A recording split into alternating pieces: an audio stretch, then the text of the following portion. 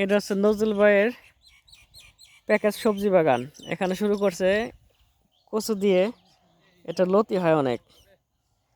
এরপরে আছে কি বেগুন গাছ, টমেটো গাছ আছে না মাঝখানে মাঝখানে, টমেটো বেগুন, তারপর আছে পেঁয়াজ, এখন লাগাইতেছে মরিচ, আবার ওইদিকে আছে আলু, তার ওইদিকে আছে কলা, মানে একবারে প্যাকেজ হয়ে গেছে সবজির প্যাকেজ, সব এটার মধ্যে পাইবো।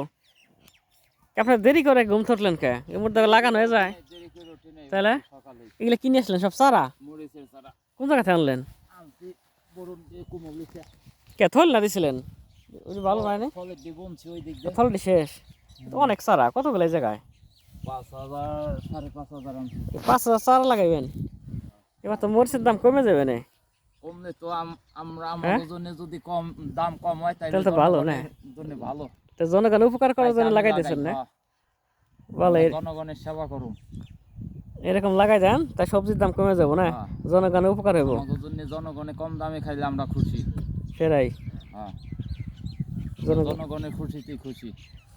জনগণ যদি কম দামে খাইতে পারে তাহলে নজরুল ভাইয়ের উদ্দেশ্য হয়েছে জনগণ যেন কম দামে সবজি কিনতে পারে, এর জন্য সে নিজেই চাষাবাদ করতেছে এবং স্বল্প মূল্যে সবার কাছে বিক্রি করে দিব। যারা যারা খেতে চান নজরুল ভাই এখান থেকে চলে আসবেন। পেঁয়াজ, আলু, সব ধরনের সবজি আছে, এখন আসলে পাবেন না, আর একটু সময় লাগবে, বড় হয়ে নেক। এখন আছে মূলা আছে, লাল শাক আছে। লাল শাক আছে নাকি এখন? লাল শাক কোনটায় লাগাইছেন? ওইদিকে কয়টা নিলে নেওকা খাওয়া ওটাই।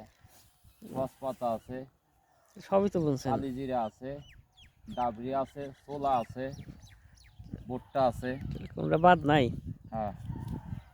সব নিজস্ব প্রোডাকশন। লতি লতি আছে, কচুর লতি। লতি আর কদিন পর ভালো লাগবো না, গরম গরম এসে নাকি? আর কি পানি লাগবে এখন, পানি দেন না কে? মোটর কি হয়েছে? ওই যে পুকুরে এটা সেচুন তাইতে মাছ মাছ পুকুর সেচে হেন দিবেন?